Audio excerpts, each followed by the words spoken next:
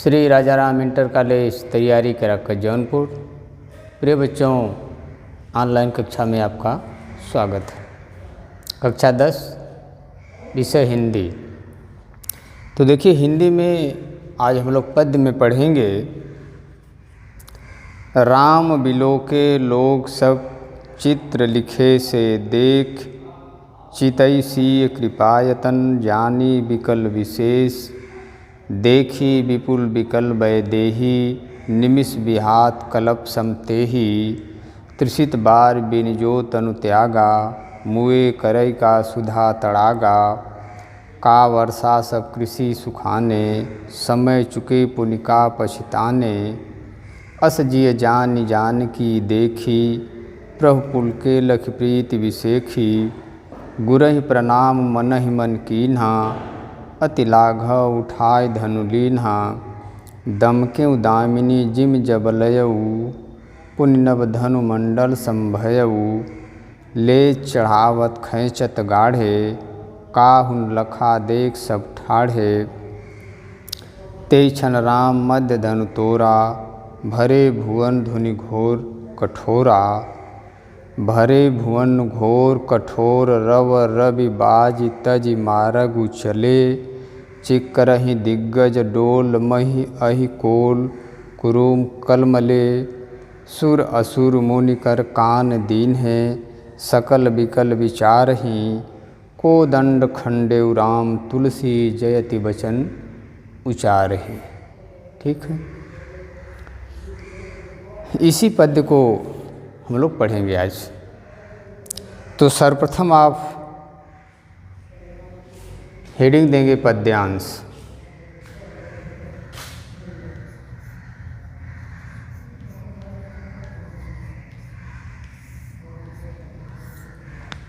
पद्यांश में शुरू का 2 शब्द लिखेंगे और डैश डैश करके अंत का। राम बिलोके,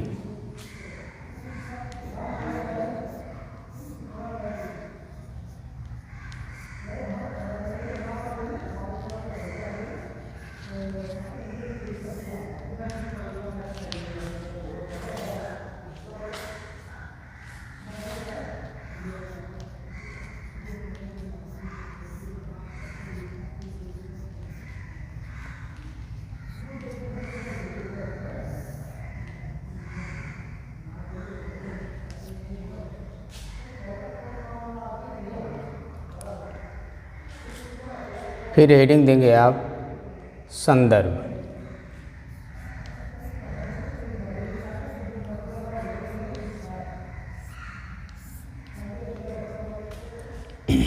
संदर्भ सुनिए।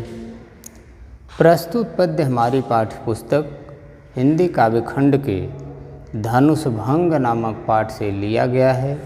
इसके रचयिता गोस्वामी तुलसीदास जी हैं।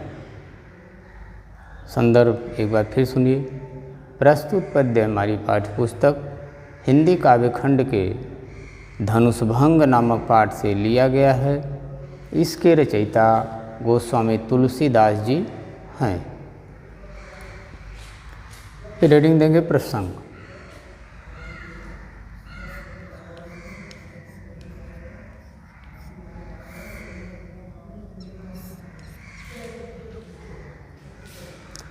प्रसंग सुनिए। इस पद्य में धनुष यज्ञ के मांगलिक अवसर पर श्री रामचंद्र जी सबको स्तब्ध देख सीता जी की व्याकुलता को जानकर शीघ्र ही समझ गए कि शिव धनुष तोड़ने का समय हो गया है और वे धनुष भंग कर दिए, अर्थात तोड़ दिए। ठीक, प्रसंग एक बार फिर ध्यान से सुनिए। इस पद्य में धनुष यज्ञ के मांगलिक अवसर पर श्री रामचंद्र जी सबको स्तब्ध देख, एकदम चुपचाप बैठा हुआ देख करके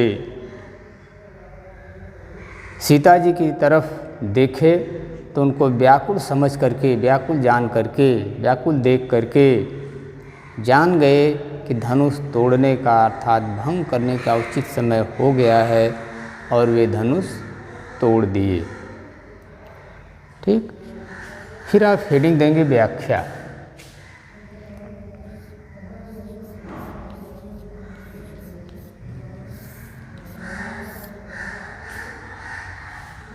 व्याख्या सुनिए ध्यान से।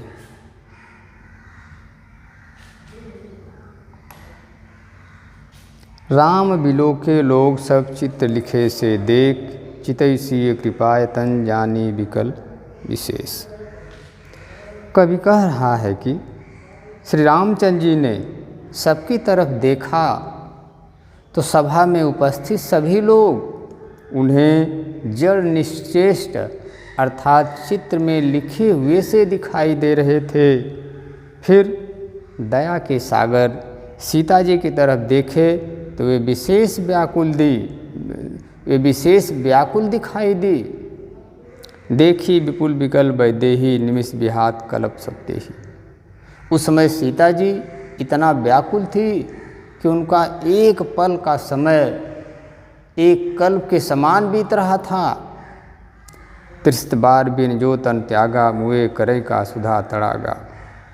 उन्हें ऐसा लगा कि पानी के लिए प्यासा व्यक्ति यदि पानी बिना मर जाता है तो उसके मरने के बाद उसके लिए अमृत के तालाब का कोई महत्व नहीं रहता। का वर्षा सब कृषि सुखाने।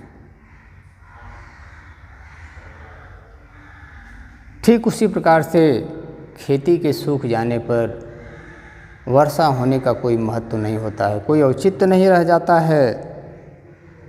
समय चुके पुन का पछताने। तथा कार्य का उचित समय उचित अवसर बीत जाने पर बाद में पछताने से कोई लाभ नहीं मिलता है। असजिय जान जान की देखी। ऐसा जान करके उन्होंने सीता जी की तरफ देखा। प्रपुल के लख प्रीति विशेखी। तो उस समय अपने प्रति विशेष प्रेम को देख करके जान करके श्री राम प्रसन्न हो गए, पुलकित हो उठे। गुरहि प्रणाम मन ही मन कीन्हा। और गुरु विश्वामित्र को मन ही मन प्रणाम करके अति लाघव उठाए धनु लीना। शीघ्र ही शिव धनुष को अपने हाथों में उठा लिए। दम के उदामिनी जिम जब ले। धनुष उठाते ही बिजली की तरह से चमक उठी। पुण्य नभ धनु मंडल संभयउ। और आकाश में मंडलाकार रूप में छा गई। ले चढ़ावत खैंचत गाढ़े। उन्हें धनुष उठाते, प्रत्यंचा चढ़ाते, डोरी खींचते कोई देख नहीं पाया। सब लोग केवल यही देख रहे थे कि श्री राम धनुष लिए खड़े हैं। तत्क्षण धनुष तोड़ दिए। राम उसी समय धनुष तोड़ दिए। ते क्षण राम मध्यन तोड़ा। राम उसी समय धनुष तोड़ दिए। धनुष टूटते क्या हुआ? भरे भुवन घुनिधोर कठोरा। धनुष टूटते ही तीनों लोग भयंकर ध्वनि से गूंज उठा, कांप उठा। भरे भुवन घोर कठोर रव रविबाज तज मारक चले। धनुष टूटते ही जब भयंकर ध्वनि हुई, तीनों लोग भयंकर ध्वनि से भर गया। तो उस समय सूर्य के घोड़े रास्ते छोड़ करके चलने लगे। चिक्करहि दिग्गज दिशाओं के हाथी चिक्गाड़ करने लगे। पृथ्वी कांपने लगी। शेषनाग, बाराह और कच्छप कलमला उठे। सुर असुर मुनिकर कान दीन है। देवता, राक्षस, मुनिगण अपने कानों पर हाथ रख करके अर्थात कानों में अंगुली डाल करके आपस में विचार करने लगे कि कहाँ से इतनी भयंकर ध्वनि हुई। को दंड खंडेव राम तुलसी जयति वचन उचारहि। जब उन्हें यह पता चला कि नहीं श्री राम शिव धनुष तोड़ दिए तो वे प्रसन्न होकर के श्री राम की जय जयकार करने लगे। व्याख्या फिर सुन लीजिए। राम बिलोके लोग सब चित्त लिखे से देख, चितैसी कृपायतन जाने विकल विशेष। कवि कह रहा है कि श्री रामचंद्र जी ने सबको देखा तो सभा में सभी उपस्थित लोग चित्र में लिखे हुए थे, अर्थात जड़ निश्चेष से दिखाई दे रहे थे। फिर दया के सागर सीता जी की तरफ देखे तो ये अत्यधिक व्याकुल दिखाई दी। उस समय सीता जी इतना अधिक व्याकुल थी कि उनका एक पल का समय एक कल्प के समान बीत रहा था। तब ये समझ गए कि धनुष भंग का उचित समय हो गया है, इसलिए कि पानी के लिए प्यासा व्यक्ति यदि पानी बिना मर जाता है तो उसके मरने के बाद अमृत के तालाब का कोई महत्व नहीं रहता है, तथा खेती के सूख जाने पर वर्षा होने का कोई औचित्य नहीं रह जाता। अस जे जान जान की दे, और समय कार्य का उचित समय बीत जाने पर पछताने से कोई लाभ नहीं मिलता है। अस जे जान जान की देखे, ऐसा जान करके उन्होंने सीता जी की तरफ देखा तो अपने प्रति विशेष प्रेम को देख करके श्री राम प्रसन्न हो गए और गुरु विश्वामित्र को मन ही मन प्रणाम करके शीघ्र ही शिव धनुष को अपने हाथों में उठा लिए। धनुष उठाते ही बिजली की तरह से चमक उठी, पुनि नभ धनुमंडल संभय, और आकाश में मंडलाकार रूप में छा गई।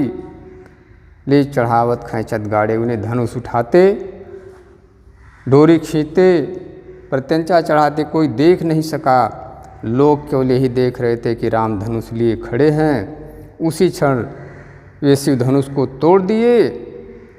धनुष टूटते ही तीनों लोकों में भयंकर ध्वनि हुई, जिससे सूर्य के घोड़े रास्ते छोड़ करके चलने लगे, दिशाओं के हाथी चिघाड़ करने लगे, पृथ्वी कांपने लगी, शेषनाग, बाराह और कच्छप कलमला उठे।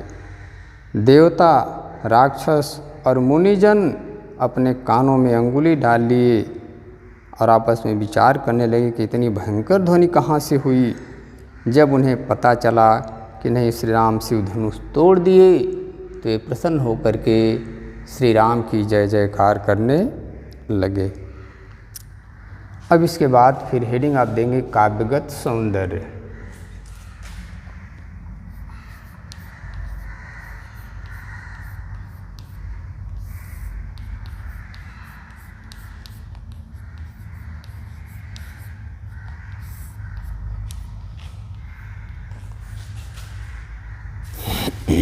काव्यगत सौंदर्य सुनिए।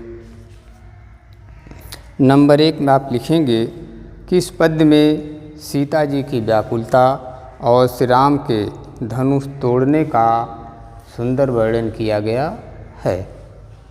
ठीक, फिर से सुन लीजिए। नंबर 1, इस पद्य में सीता जी की व्याकुलता और श्री राम के धनुष तोड़ने का सुंदर वर्णन किया गया है। नंबर 2, इस पद्य की भाषा अवधी है। और नंबर 3, इस पद्य में वीर रस है। नंबर 4, इस पद्य में दोहा और चौपाई छंद है। और नंबर 5, इस पद्य में उपमा, रूपक और उत्प्रेक्षा अलंकार है। ठीक, ये हो गई आपकी व्याख्या।